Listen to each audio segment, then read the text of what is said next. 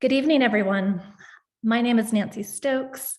I'm the curator at Kimball Arts Center in Park City, Utah, and it's my pleasure to welcome you to tonight's program. We are so grateful to Claire for spending time with us for this art talk and for sharing more about the inspiration and process of making the work that we currently have on view in the exhibition Claire Sherman Here Now.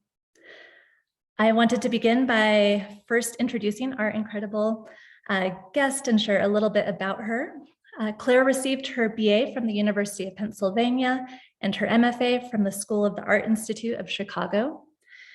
She has completed residencies at the Terra Foundation for American Art, the MacDowell Colony, the Marie Walsh Sharp Art Foundation, Yaddo, the Albers Foundation, and the Lower Manhattan Cultural Council's Workspace program. Her recent exhibitions include solo shows at esteemed galleries in New York, Chicago, London, San Francisco, and Amsterdam. And she is an associate professor at Drew University and is represented by DC Moore Gallery in New York and Patron Gallery in Chicago.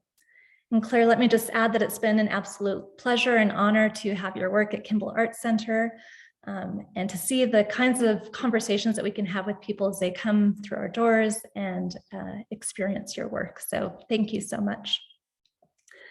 Tonight's talk is part of a series of art talks and discussions that invite the community to explore our exhibitions from multiple interdisciplinary perspectives. And these will include discussions of books like The Sixth Extinction, An Unnatural History, and Jorge Luis Borges' Ficciones, as well as an art talk with Cara de Spain in conversation with wildland firefighter and Masters of Natural Resources candidate Jackie Berry. And so I invite you to visit our website, kimbellartcenter.org, to learn more about those upcoming events that will be taking place over the next month or so. Finally, I wanted to thank Utah Humanities for their support of this and other programs that we present alongside of our exhibitions. Utah Humanities empowers groups and individuals to improve their communities through active engagement with the humanities, and we're so thankful for all that they do. And with that, I would like to introduce my colleague, Heather Samanov, Education Director at Kimball Arts Center, and invite her to say a few words before we get going tonight. Hi, everyone. This is going to be such a treat. And I just wanted to take a moment to talk about programming like this and how it is important for us at the Kimball Arts Center to fulfill our mission to inspire and connect through art. We work hard at the Kimball Arts Center to create a space for dialogue around artwork so that our community can dive deeper into the work of the artists on exhibition. And further wonder about art, think about contemporary issues, and nurture their curiosity. As an educational institution, we believe that art can transcend boundaries, help us challenge our accepted assumptions, and generate awesome critical thinking and self-reflection. And maybe even also be a catalyst for more creativity in our studios. Currently, in the elementary schools in Park City, this month, our students are studying the work by Claire Sherman. They're taking a closer look at her paintings, exploring the landscape of Park City, and making marks with paint. So if you're an educator listening tonight, there's an awesome lesson plan on our website at kimbellartcenter.org, and you can check that out, all about Claire's work. Tonight, we will be hearing from Claire with an awesome presentation, and then Nancy and I will jump in and ask a few questions of our own, questions that have come from community members and our students, and then we'll open the floor to all of you. So we encourage you to be curious, to take notes as Claire is speaking, to go on tangents in your mind and connect personally with this work and these ideas, and ask questions at the end. And just finally to say, just as Nancy mentioned, come visit us at Kimball Arts Center. This work, we're going to look at it digitally. It's amazing in person. We are fortunate to live with it until January 2nd. So come see it. So I'll give the floor to you, Claire. Great. Well, thank you all so much for having me. Thank you, Nancy and Heather and Aldi, for all your work on the show. I'm just thrilled to have it at the Kimball Art Center, and thanks for the opportunity to talk to everyone tonight. So I'm going to show some slides, and I'm going to try to keep it to about 30 minutes. But I'm also, you can see I'm joining you from my studio. So I definitely welcome, I'm definitely down to talk about material stuff, studio stuff. So at the end, we can make it more casual. And if any questions come up, my computer's on wheels actually, so I'm happy to give you a little studio tour for those that are interested in that. Okay, I'm gonna share my screen.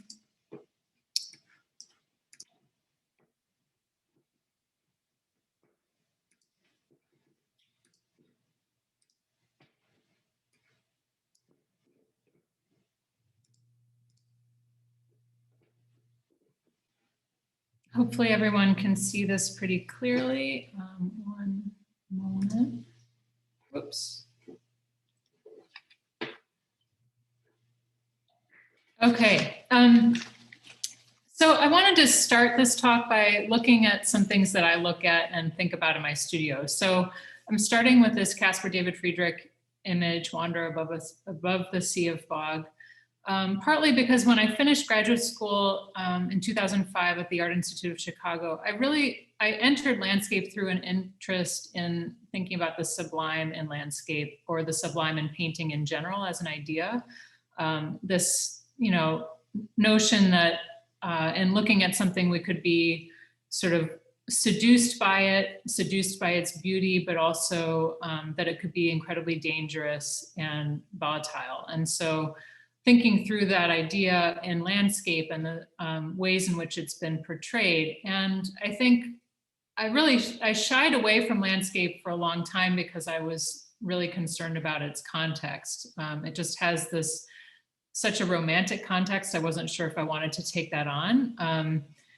And, it wasn't a very popular thing to be doing in graduate school.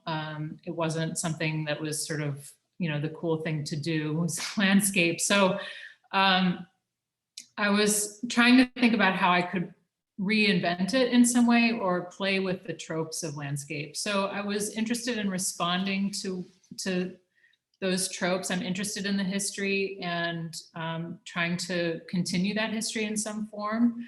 And I think the romanticism can be problematic, but it can also be really compelling. And so figures like Friedrich, this sort of problematic idea of the male dominating force of landscape, this idea of the notion of landscape as being this sort of untouched arena, is not necessarily how we actually experience the world anymore. And it's hasn't been true for a long time.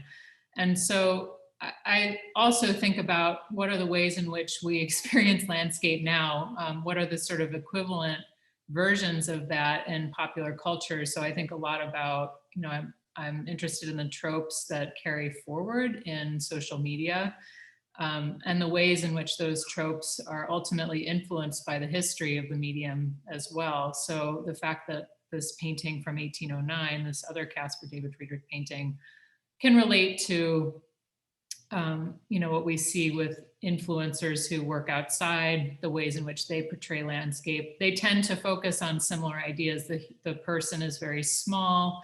They're overwhelmed by the immensity of the surrounding. So there's this notion there. There's usually this vastness that's implicated or implied rather. So we've got this use of the horizon line. So I'm definitely thinking about landscape and its history and everything about it that can be problematic. I'm also looking at figures like Charles Birchfield. I love the way in which Birchfield kind of has this electric aliveness in his work, the sense of hovering, quivering forms where you feel as though nature is really vibrating it right in front of you. I'm also thinking about the materiality of painters like Philip Guston, the ambivalence of painters like Alex Katz and the way that they present landscape. And then the use of language in Neil Jenny's paintings is also really interesting and attractive to me. And also the flat-footedness, frankly, of the way the paint is applied on the surface. So there are elements of all of these artists that I'm thinking about in my own work, and I'll talk about a couple other artists that I'm interested in later. Other things that inform what I do in the studio, images from early Antarctic expeditions, but also reading about early explorers. So I'm particularly interested in the history of female exploration because I think it's not something that we consider quite as frequently. And the fact that a lot of women during the Victorian period, it wasn't common to travel by yourself. And so travel alone for women was really pretty radical. And it's interesting, you look at figures like Isabella Bird, who wrote A Lady's Life in the Rocky Mountains. It's a book that's mostly composed of her letters back to her sister in Britain. And she's writing about her experiences. Many of these female travelers sort of started traveling under the premise of they had ailments. So that, a doctor would say, well, you should go to a different climate. So they would go to a different climate and miraculously start to feel better. And it's interesting, Isabella Bird is a similar figure. However, her health wasn't so fragile that she climbed all over the world. She went to Asia. She went all over the United States. She was a really active hiker and avid hiker. So it's interesting to see the ways in which exploration and kind of discovery during this period actually became an outlet for women to become a different version of themselves than maybe they were allowed to be under normal circumstances. Here she is. She's in the fur here under the tent. I'm also thinking about other writers, other naturalists, and John Muir is someone that I love to read. I'm also particularly interested in his sketchbooks and the visual presentation of the landscape and writing about landscape in his sketchbooks. So he's frequently kind of using these as diary entries and writing about what he's seeing, and then he's drawing out what he's seeing as well. And in sort of true postmodern form, Muir himself described himself as a poetico-trampo geologist, botanist, and ornithologist naturalist. And I think that his enthusiasm around being outside and discovering things outside comes across both in his drawings and in his writings. Here you see him describing bear writing or bear claw marks on a large sequoia. And then this image on the right is him describing the movement of this glacier across the landscape. And along similar lines, about 5 years or so ago, I started getting much more interested in thinking through the works of different environmentalists, Edward Abbey being an important environmental anarchist, but also reading people like Bill McKibben and Elizabeth Colbert, who I'll talk a little bit about later. Just thinking about some of the broader implications of what it means to be engaged in the natural world now in painting.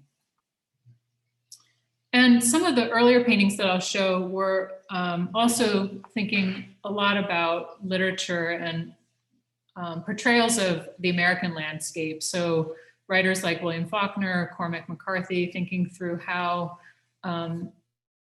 narrative can also relate to painting in their work. So I'm starting with my own work, and I'm gonna go quickly through some works from like 2005 to 11 and then slow down a little. This is one of the last paintings I made in graduate school. I was really trying to think about how I could upend some of the conventions of landscape. So trying to get rid of the horizon line, trying to get rid of this idea of the vista, and feeling like I'm trying to sort of tip or dump into the landscape really forcefully. So a lot of these, I'm trying to bring this perspective of looking down at the ground or looking up at the sky, but feeling as though you're sort of being surrounded. And scale during this period, as it is currently in the show at the Kimball, was a really important way of trying to do that. The scale of my work is constantly trying to kind of force the viewer into a new environment, that the physicality of the paint on the surface, the scale of the paintings in the room, that's trying to sort of create this new encounter for the viewer.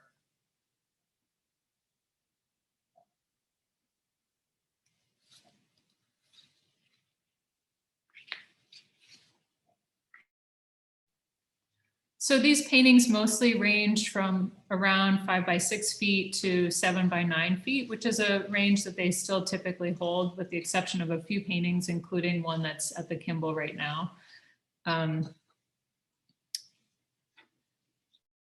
Early work, I was working almost entirely from found source material. So I was collecting books on American landscape, National Geographics, all sorts of different sources for imagery, compiling kind of categories of landscape. So I was sort of thinking about how landscape gets digested in a way. What are the different ways in which we get presented with landscape through imagery? And I would sort of create these folders of categories in my studio, and then painting on multiple images that were kind of merged together. So I might take the light source from one painting and combine it with the twig from another painting, and combine it with lava from another photograph. And they became these sort of composite images that were really meant to work together. So in a way became a category of its own. And the paintings were really meant, when they were installed, to kind of speak to these various categories throughout the room, throughout the gallery space. And at the same time, during this period, I'm really starting to dive into of a painted surface and paint as a form, almost a form of language. So these are a couple of close-up images. You know, I continue to think about this when I'm in my studio, the ways in which paint itself as a material can kind of tell you a lot about its intent in a painting, and the ways in which fast, it can be slow, it can be sincere, it can be ironic, it can be sad, pathetic, happy, all of these things combined, that the application of a painted mark, the way something goes down, the way you read it visually, ends up telling you something about what the painting's trying to do. And a lot of these paintings were starting to really play with different types of surface, dripping surfaces, super thick impasto paint, and really kind of engaged in that.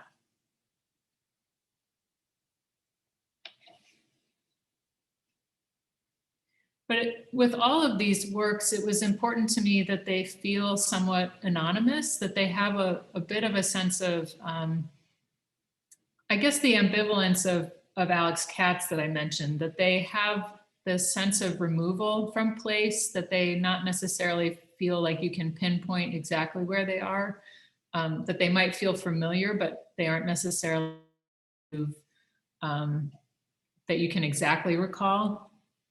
So they're trying to ride this line between something that feels like something that you know and something that feels new in a way. And I would say this, a certain amount of a sense of theatricality, and that continues into my work, that I'm interested in the kind of drama that a painting can create, the sense of like overwhelming space, that can kind of be absorbing. And that, I think, goes back to my interest in the sublime in some capacity, that that a painting can sort of lure you in, and it can pull you into its scene while also in some ways pushing you out. I wanted to talk a little bit about, I can also talk more about from just being in my studio, but all of these paintings tend to happen really quickly. So this is a shot of a 7 by 9 foot or 9 foot by 7 foot painting in my studio. This is from roughly 2009. And the paintings really come together most frequently over the course of a really long day in the studio. So this is probably like an hour or two into the painting, and I'm just laying out the major shapes of the painting, or kind of light sources and situations that are happening. And then this is kind of where the painting lands by the end of the day. And for me, it's really been an important part of my process in the sense that it creates this immediacy to the painting, and it forces me to get on my feet in the studio. It becomes almost performative in that way, and it, in some ways, kind of an endurance event, in that I start them really early and I work really late into the evening on them. And it's been an important way of keeping the ease of the painted surface that's part of everything that I'm thinking about in the studio. This idea that sort of all the moves of the day, all the moves of mark making in the painting are all clear and evident in the making of the painting. That I'm not kind of goes in and tries to cover a lot of things up. So if the painting's not working by the end of the day, or when I come back the next morning, I often will remake the painting if I really believe in the idea, rather than trying to, say, shift, like for example, in this painting, trying to shift the open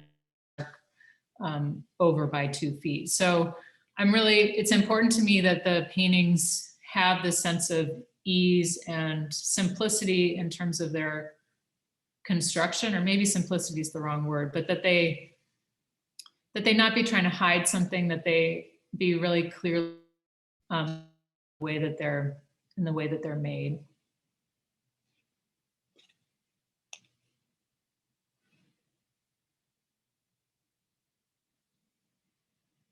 So everything that you're seeing is sort of made with that context in mind. And it also means that I think there's a certain amount of, I guess, a in this, like they are, the mistakes and the successes of the day are sort of all wrapped up in the painting. And it's all there for the viewer to see.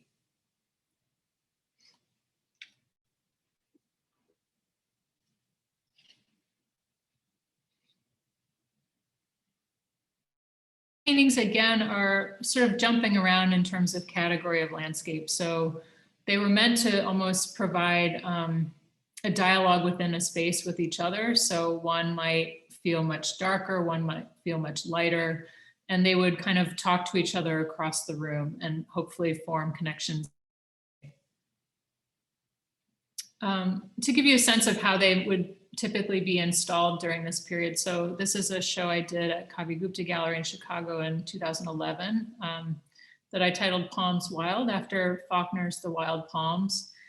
And I was really thinking about the narrative of book loosely as I was putting the show together, but the book focuses on 2 different narratives, and both narratives involve 2 people that are sort of tied together in different ways.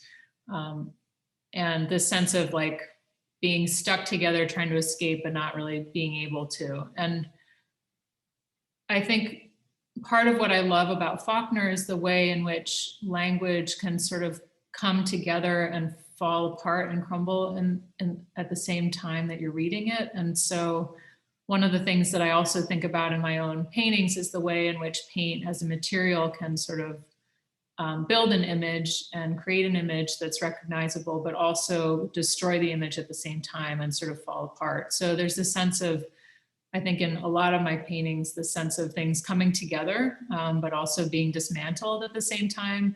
And that comes, partly from my interest in just what paint does really well. Paint can be used to describe something. It can do amazing trompe l'oeil effects, but it can also be used just as a pure material. It has a physicality all its own that's unique to it as a material. And so that tension between describing something and the material dissolving into itself is something that runs through everything that I think about.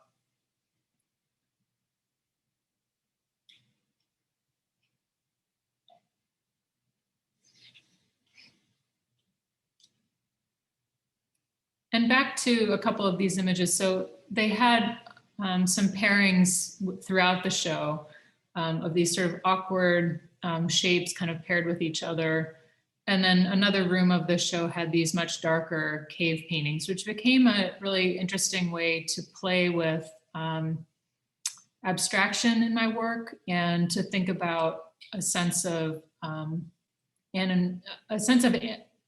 ambiguity of scale, ultimately, that the viewer isn't necessarily sure how large they are in relation to this environment, which some of the paintings I think don't have, because we maybe know how large we are in relation to a leaf on a tree, for example. But these cave-like spaces kind of opened up some territory for me in terms of being able to work with a scenario that is maybe less known. There are fewer rules in terms of gravity, like the angles of the space can be very confusing and idiosyncratic.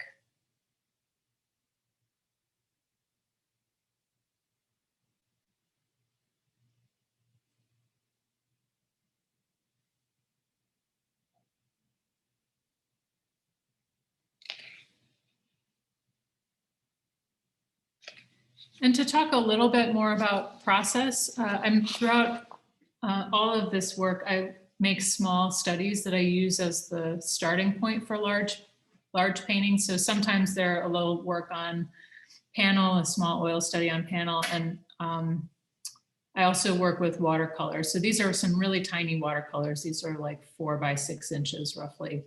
And I use these kind of as a way to just brainstorm and think. And because they're so small, I can make mistakes, I can throw them out. They're easy to kind of maneuver and act quickly on.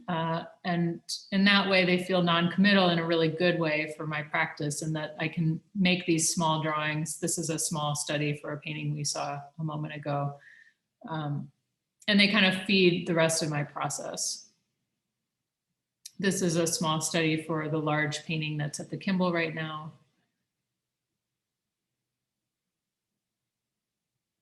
And the painting that's at the Kimball was originally included in a show at DC Moore Gallery, Sempervirens, in 2014. And I knew that getting ready for the show that I wanted to try to make an even larger painting than I had made before. And I felt there needed to be some sort of reason why I made a 14-foot long painting. There needed to be some sort of rationale behind that. And so in thinking about it, I decided to try to work with the scale of the redwoods and the scale of sequoia trees and see what that might do. 14 feet is actually not even, there are many sequoias and redwoods that are larger in diameter than that. But I thought I would use that as a way to try to estimate its scale and to see how that felt in the space of the gallery. So really allowing in many ways the form of the tree to take over the entire space of the canvas, and to this idea of the paint dissolving into abstraction, to really let that take over in a way that the paint really becomes the surface of the bark. It becomes this sort of internal landscape on the tree itself. And to think through these sort of very majestic and cathedral-like spaces of the redwood trees, in addition to all of the abstraction that comes with their scale.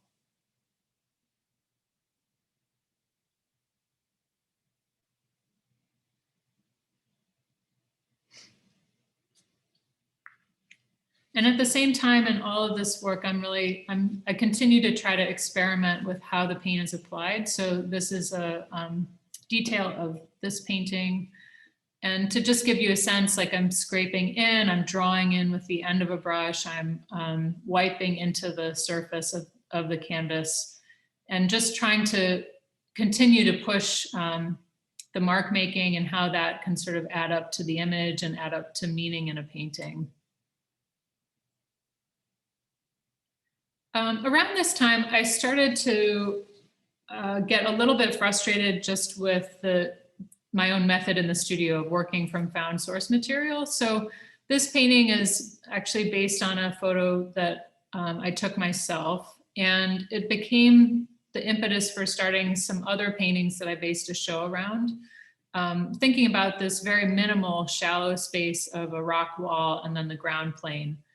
And I ultimately ended up working on a show based primarily around Death Valley, which I hadn't done one show on a specific location before, but it proved to be a really important move that I think I had always thought about this need that if I was going to make landscape, it had to be places I hadn't been to, that I had this sort of cool removal from, that in some ways they were kind of imagined and they weren't personal in some way. And I started to hit this wall with working from other found photographs, in that it meant that I was sort of constantly tied to the tropes of landscape and the ways that it's socially presented to us. And so around this time, I've found that really going out into the landscape more on my own was going to be an important part of trying to challenge myself in the studio and see what might happen. So this is an image of Death Valley, and I became really attracted in Death Valley specifically to the different colors that you see in the rock formation. So you have all sorts of mica and manganese creating these amazing color palettes in the rock walls and in the slopes that you see. And hiking through it, in a way, it's really related to the sublime in that, during the summer, the heat is so intense you can really barely be outside for very long. I've mostly gone in January or February when the temperature is much nicer for hiking, but the landscape itself is so brutal. It's so mostly devoid of any trees or plants, and there's this sense of the sort of brutality of the heat in everything that you're walking through. So I ended up making a show that I titled Funeral Mountain, which is based on the Funeral Mountain range that runs along the eastern border of Death Valley, and really thinking about this show that was more minimal in a way, that was really focused on these rock wall surfaces and thinking through how the paint on the canvas itself could kind of mimic, in many ways, the strata of these geologic encounters, and could ultimately become a new location in the gallery space. And so the sort of physicality of the surface and the way in which the paint creates this sense of place in the gallery space became really what the show was about. So they look much more abstract than I think some of my work generally leans towards. And that was definitely a very intentional decision. So the show also had all these very, very light paintings, and then it also included a room of these much darker cave-like paintings. So it was sort of these contrasting bodies of work within the space. And just to give you a little bit of context to what I'm thinking about during this time, this Lucy Lepard quote has been important to me in how I think about my work moving forward into now. So I thought I would read it. In Undermining, she says, "Amazing as it is from the rims, the commonest viewing points, you've not been in the Grand Canyon without the descent into its underworld. Postmodern academic criticism argues that the whole world is packaged for us, that nature is no exception, and that we never see what is before us without an invisible frame courtesy of the mass media or even of great art and literature. There's truth in that, but at the height of postmodernism's popularity, we were virtually forbidden to experience anything directly, emotionally, or kinetically. If we did so, we were accused of being essentialists, ignoring the imposed frames, falling for the propaganda. However, those who have immersed themselves in the stewardship of Western lands refuse to forgo lived experience and close scrutiny, adding more, not less strata to the consideration of places like the Grand Canyon, which some now think is not 7 million, but 700 million years old." So for me, what this quote really became about is this sense that I had ultimately I thought that this sense of removal was really important for making landscape paintings now, this sense of like, oh, I'm not that attached. But I think ultimately, I've found that going out into that, the ways in which it makes you think about our surroundings, think about our relationship to the natural world has really changed the way I think about my own work. And it's challenged me to think about our environment in a new context. It's very different, I think, when you're like next to a glacier and you hear it groaning and moaning and cracking and melting, and you start to think about, right, what's happening in our world from a contemporary perspective. And it's also led me ultimately to find things that are a little bit more challenging or beguiling, or things that I wouldn't have necessarily thought of in my work. So it's opened up new territory in terms of imagery that I use to actually be outside photographing and really in a space before I come back to my studio. So travel has become a really important piece of the equation for me in terms of how I think about imagery in my work. And then I wanted to also just include a couple other people that I look at and think are interesting in terms of their approach to landscape and the environment now. So one is Olafur Eliasson, just pairing him with this wonderful Thomas Cole painting. But thinking about sort of in Eliasson's work, he's always showing you sort of the device behind the magic, which I love. And then Mary Mattingly, the ways in which she's sort of reimagining our relationship to nature in her own work and in her own ways, which are very different from mine. But I think I'm, especially in some of the new paintings that I'll show in a moment, I'm really thinking about similar issues. So now we're up to about 2016, and I was working on a show at DC Moore Gallery in New York, and thinking about all these different epiphytes, so moss, ferns, that are growing on another plant and using it for support. So I was getting really engaged in these like very lush, dripping environments, and thinking about pairing them with these sea stacks and sea caves.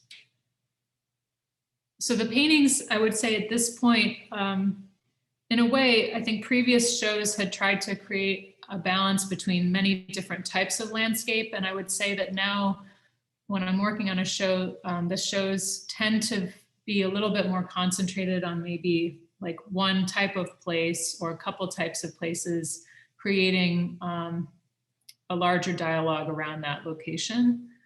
Although I see the same dialogue happening across like all of my work as a whole, that a cave painting might still talk to a painting that has grass in it, or a cave.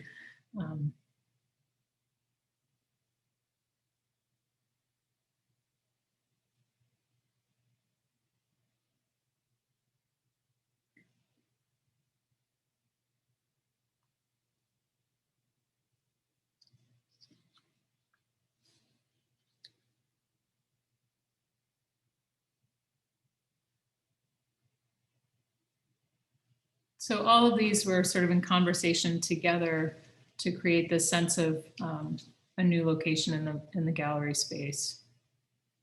And then finally, I think I'm going a little long, so I'll try to keep this brief, but these are paintings from my last show at DC Moore in 2019. And I was reading Elizabeth Kolbert's The Sixth Extinction, and thinking about, there's a chapter in the book called New Pangaea, and I titled the show after that chapter, Pangaea being the supercontinent when everything was still connected, and thinking through the ways in which global trade and travel have created a sort of new Pangaea. So she says in The Sixth Extinction, one of the striking characteristics of the Anthropocene is the hash it's made of the principles of geographic distribution. If highways, clear cuts, and soybean plantations create islands where none existed before existed, global trade and global travel do the reverse. They deny even the remotest islands their remoteness. The process of remixing the world, which began slowly along the routes of early human migration, has in recent decades accelerated to the point where in some parts of the world, non-native plants now outnumber native ones. During any given 24-hour period, it is estimated that 10,000 different species are being moved around the world just in ballast water. Thus, a single supertanker, or for that matter, a jet passenger, can undo millions of years of geographic separation. Now, of course, from our current perspective in the midst of a global pandemic, this is even more relevant. When I made this work, I wasn't obviously thinking about that, but I was really thinking about all these plants kind of mixed together. And so I was pulling imagery from Hawaii, I was pulling imagery from the Pacific Northwest, from Northern California, Oregon, Washington State, and kind of playing with this ambiguity of place, while also trying to play with these forms that were really overgrown, that were sort of billowing out, that feel as though they're encroaching on your space in some way. And so that sense of the invasiveness of the plant forms became important for that reason. At the same time, I think there's also a sense of exuberance in these, and that has been maybe an important line that I'm trying to ride, and that I don't want the paintings to feel only gloom and doom, that there's this sense of like riding a line of hopefulness and sadness in the work in some cases. And this body of work has really led to what I've been working on more recently. I had a show this summer at Patron Gallery in Chicago that was really focused on basically what's come out of these paintings, which is that I've been working on small paintings of wildflowers, in addition to some cave-like paintings.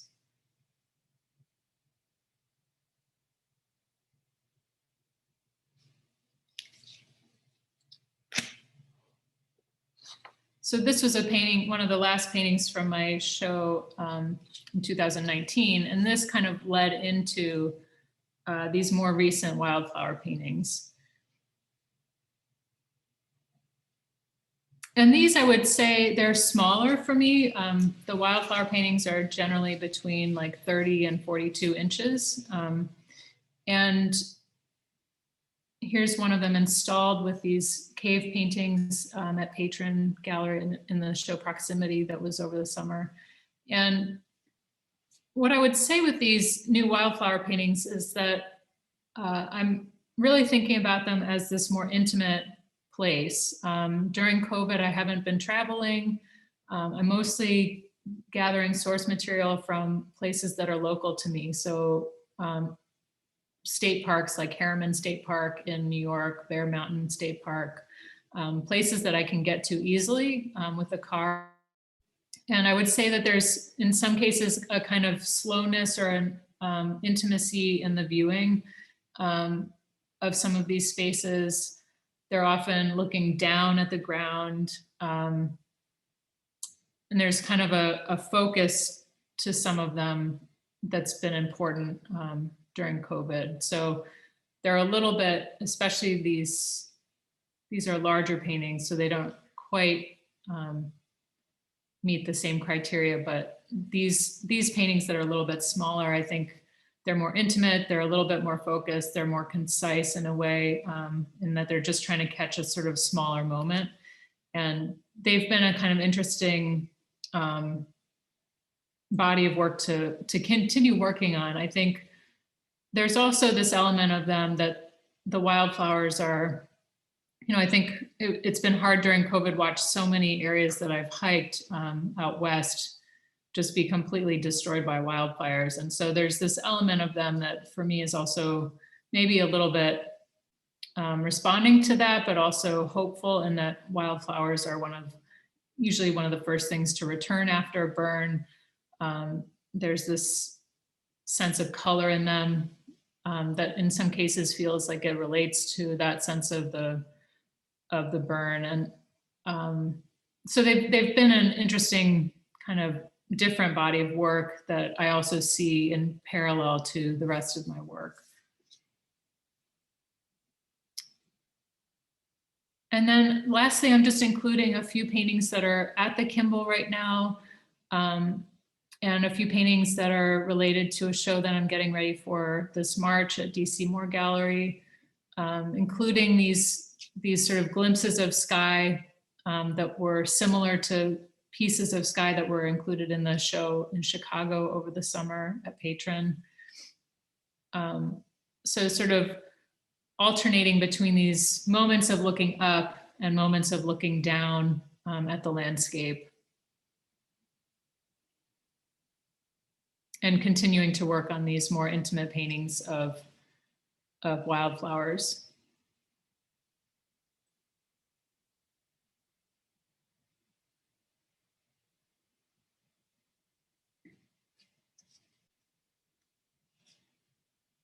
And I think this is either the last or second to last. This is a painting that's part of a triptych that I'm working on for my show this spring. And ultimately the triptych will be 3 of these 6.5 foot wide paintings. So it's going to be quite large. And I'm really kind of thinking about just the sense of immersing the viewer in this like sea of yellow and allowing the plants to really, again, kind of creep towards the viewer, be engrossing in that way, and playing with the large scale of these forms in large paintings, while also playing with similar forms in small scale paintings that will also be in the show. And I think that's it. That's the last slide.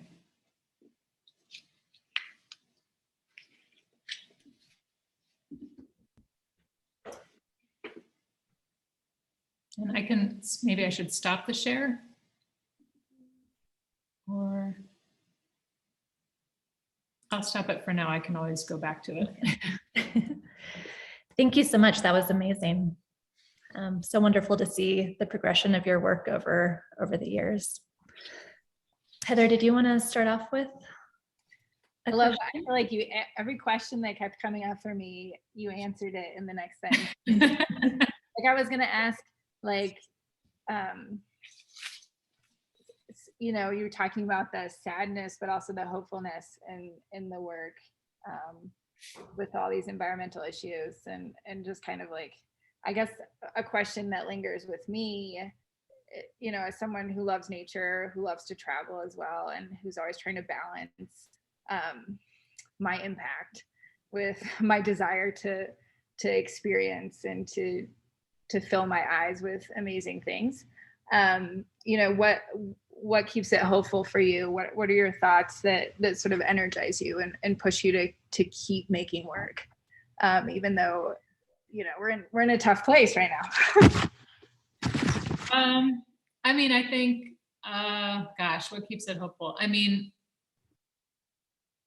I try to keep reading as much as possible to see what, I mean, I'm not an expert, you know, I love to read and I love to find out more about the state of our environment, but I'm not able to like create to solve the problem, right? I think for me, like painting itself, although it's an activity that doesn't solve a problem, I think it can also create an environment that hopefully helps people think about what they're doing, but also what they're seeing outside, how they experience the world, and what their priorities are.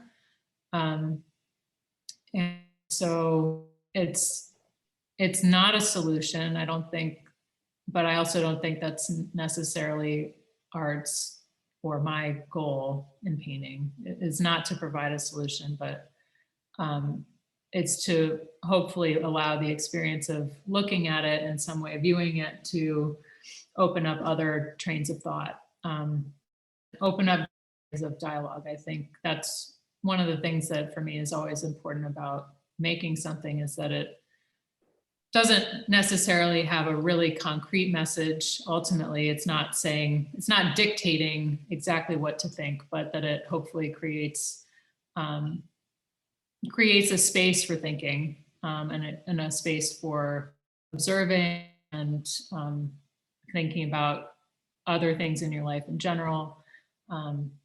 So that's my hope. I think in terms of what keeps me hopeful, that's challenging, obviously, in COVID. I'm hopeful that we have some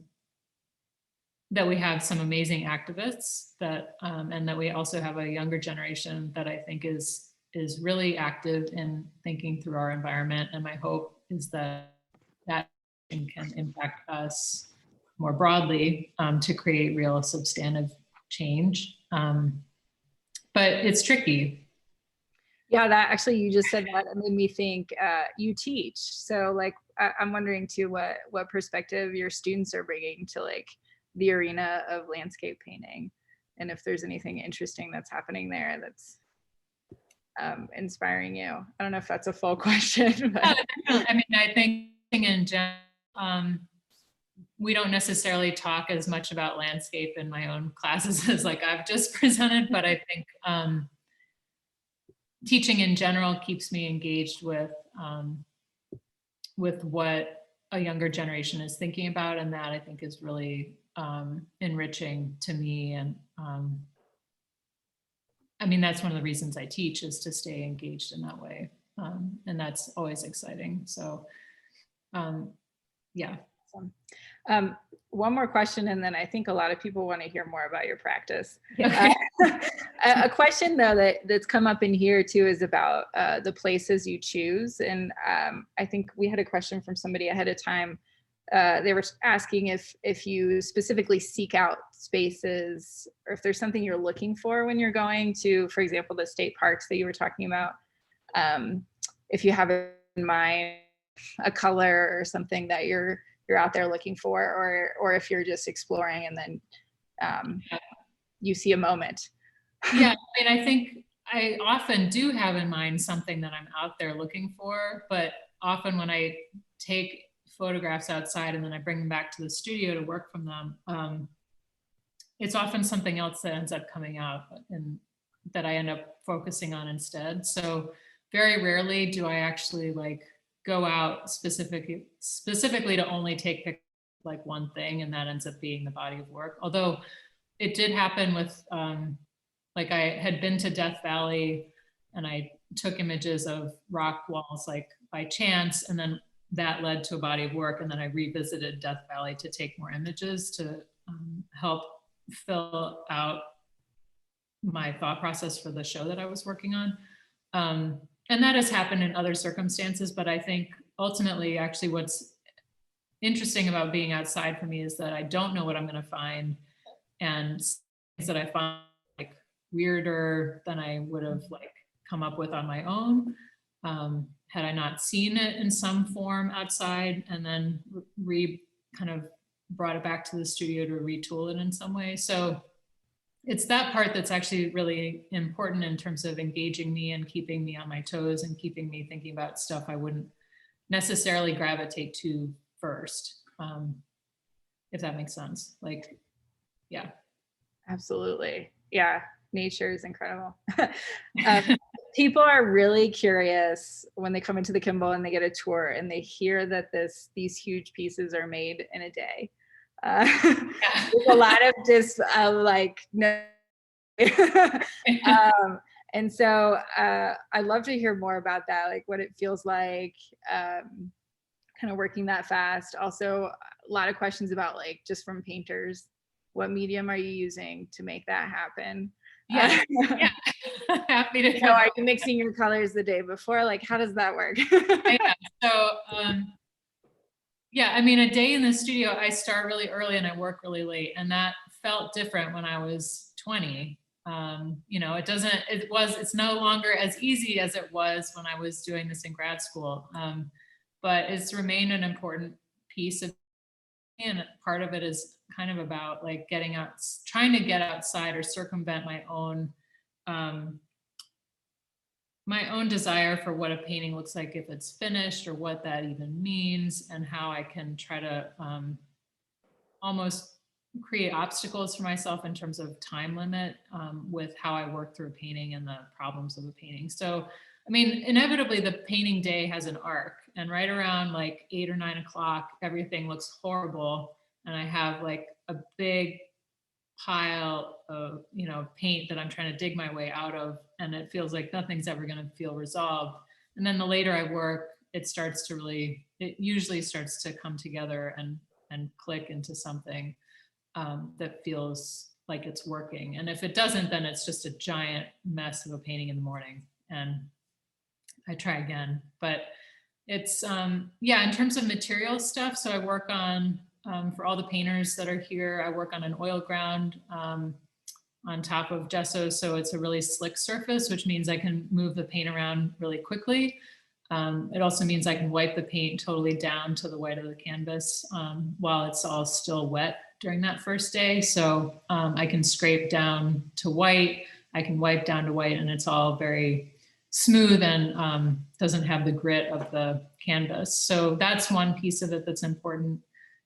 I work with a medium that's half Gamsol and half stand oil, so it's a pretty oily surface, but it also is somewhat slow drying, so it stays open for the entirety of the day while I'm working, which is also just really important, that it doesn't usually start to get tacky until really late in the evening. So it maintains the openness of the painted surface so that I can still kind of, if I want to wipe out a whole area and move things, I can still do that. Yeah, I'm happy to look at brushes, all that stuff too. So, and I'm not looking at the chat. If there's stuff in the chat that I haven't seen. Yeah, somebody was asking about a favorite tool. I might even ask what's the favorite color? Oh, favorite color, man. I have favorite colors. Cobalt steel is probably a favorite color. Green gold. We also have a question about your greens and how you create them. So if you want to talk a little bit. Yeah, so I don't believe in a limited palette. I use anything and everything. So phthalos, cobalt greens. I do a lot of mixing. It's important to me to have a huge array of color. I can wheel this over to my palette, actually. Yeah, I think everybody wants to peek.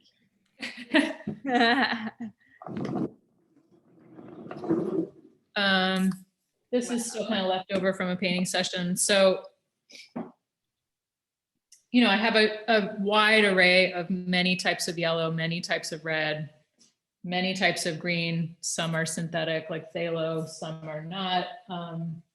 So I really, I even like limiting it. I really want as many tools as I can have when I'm mixing color. In terms of favorite tools, brushes like this are really important. So I'm mostly use pretty large brushes in the studio, like these. I'm also happy to put a link at the end in the chat for people that are interested in knowing where you get, because they can be a little hard to find if you don't know what you're looking for. I mix mostly with bowls, so I'll do some palette mixing in the studio, but then I have a lot of these small bowls that I'll mix paint in throughout the day. I don't pre-mix any paint the night before. I do it all just while I'm working. So it's pretty immediate. I waste a lot of paint. I have a huge paint pile back there. That's all the wasted paint from many years of wasted paint. So it's all done kind of very immediately and on the spot, and I don't pre-mix, and I don't use things like a projector in the studio. For me, it's really important that I guess that the planning take place beforehand. So to give you a sense of that too,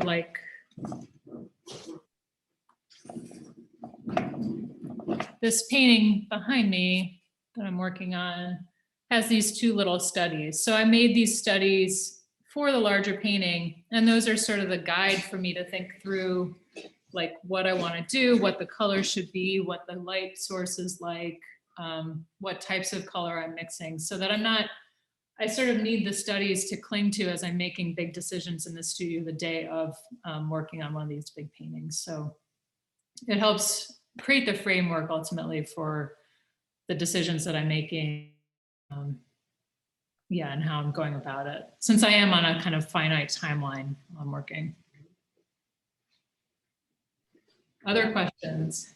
I thought one of the interesting questions that showed up in the chat is the memory of the spaces you visit an element in your work, and how you obviously take a lot of photographs, but how does kind of that experience and that memory that stays with you? Yeah, definitely. I think that's been a really, it's a good question. It's become a part of my work that wasn't there in the beginning, in the early work that I showed. So the later work, I think, especially some of the paintings that were based on like epiphytes, like I've hiked in the redwoods in February when it rains 2 inches every day. So like having that memory of hiking through a space like that, and the sense of wetness of the space, the dampness, the dripping, the heaviness of the weight of those mosses on trees, all of that kind of, I think, feeds into what I'm trying to do with color, the way I think about,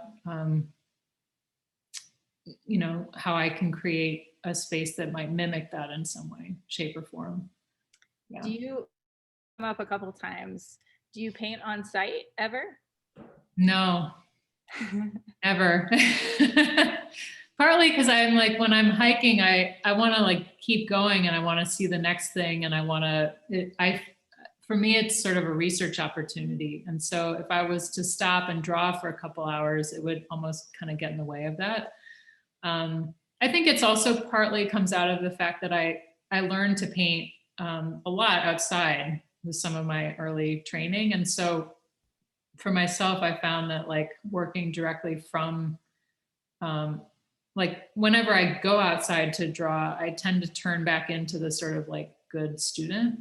So it's like, oh, the tree goes here, the branch is here, here's the horizon line. And I tend not to be as inventive or be as willing to like move things or shift things or turn them into something else. And so, because for me, ultimately, the paintings aren't like about this direct honesty in terms of what was actually there. It's more about creating this sense of a new thing. So I've just found that I'm not able to do that as well if I'm actually on site. So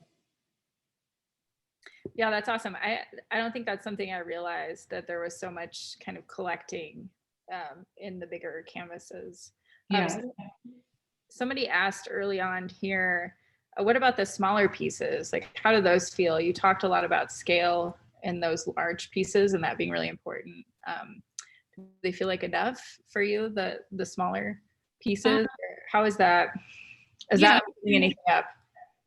Well, I think for me, the studies are really always meant to be like research for the big paintings.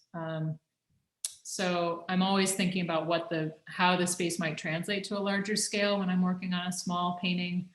I like, important for me, and I'm always telling my students to work on a smaller scale when they can, because it's also something you can do with less time. So you can pick it up, make something, go and do something else and come back and still feel like you have a thread going of some sort, a train of thought. And so for me, they've always been an important way of like feeling like I'm moving a thought forward or trying something new without necessarily having to work on a painting for the entire day. So they're important for that reason too. I feel like I can do things that are like non-committal, that don't matter in a way. Like if the painting fails, it's tiny and I throw it out, you know, it's, so they don't, that's been important to have like something that's kind of cheap and expendable, that doesn't involve a huge commitment of time and material and building of a larger canvas. I think what's been interesting during COVID, working on some of these smaller, I have a couple in the studio I can show too, to give a sense of difference in scale. There's a couple of these small, back there, there's my,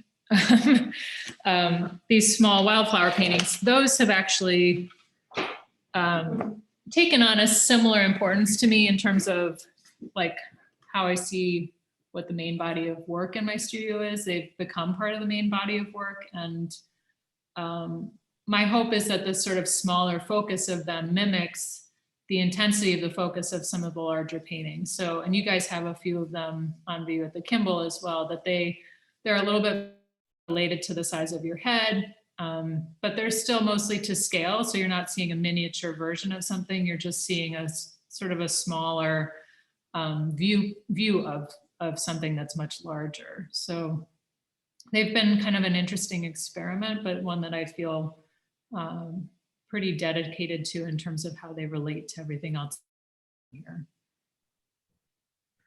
Somebody asked, is the pace of your mark making fast or slow, and what the tempo feels like as you're engaged in that process? A good question. I think it varies. I mean, it varies throughout the day. You know, sometimes it's more contemplative, but other times it speeds up a lot. I think it depends probably too on how the painting's going. Things slow down when you're having trouble with something and you're trying to figure it out and you need more time to stand back and look. So, I mean, in general, I would say probably the speed of my painting is pretty quick. I try to be decisive in the studio, and I want that to be kind of the way the paintings are made. Even if, I mean, I think the decisiveness of them is sometimes an illusion. Like a mark might look really decisive, like it was just drawn clearly through a piece of sky. But what you don't see is like the 4 other times I drew that line and then repainted it before that one landed correctly. So I think, you know, some of that is a bit of a guise that the painting, you know, it can create this sense of speed or decisiveness, but there are things that happen before the mark that you're seeing potentially.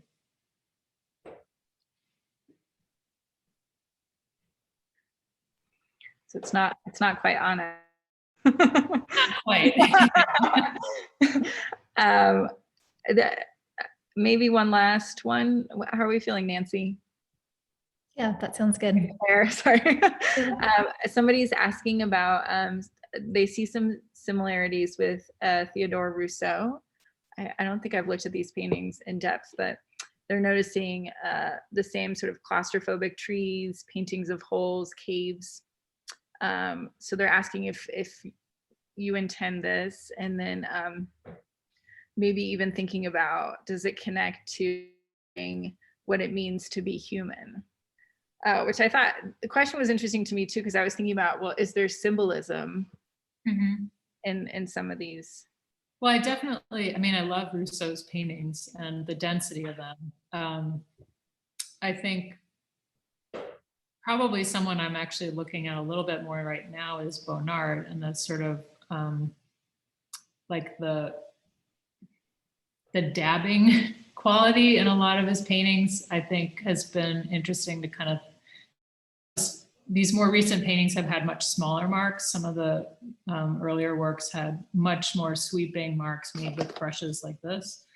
And so some of this more recent work has had these sort of smaller noodling marks. And that has been kind of interesting to play with and think about other painters that have had made similar marks, like Bonnard, for example. The humanness, I think that's a really interesting question. I mean, I'm definitely trying to make work that speaks to sort of larger emotive ideas, right? To think about things that are exuberant and happy and things that are much more moody or sad, and to try to wrap those things together in some way in the paintings. And that a painting, well, like this painting right here is a more moody, darker painting, whereas the painting that's behind me has sort of a lightness about it that is much different, and that those two things can talk to each other throughout different bodies of work and throughout the gallery space to create a larger conversation. Yeah. So I see those sort of dialogues as definitely part of what I'm thinking about in the studio.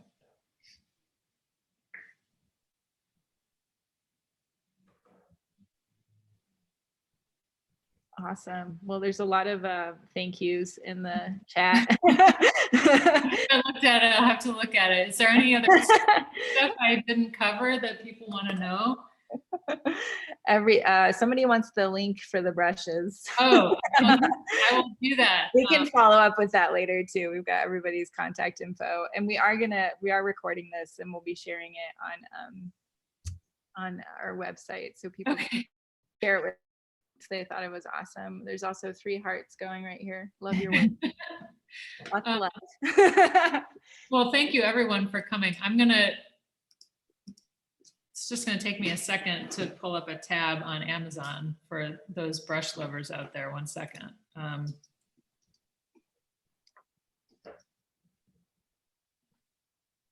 just scrolling through to make sure we didn't miss anything. Okay, in the chat, I am putting the brushes. Whoa, I don't know why that link is so long. And I'm going to put one other link. Da Vinci, varnish, and priming. Whoa.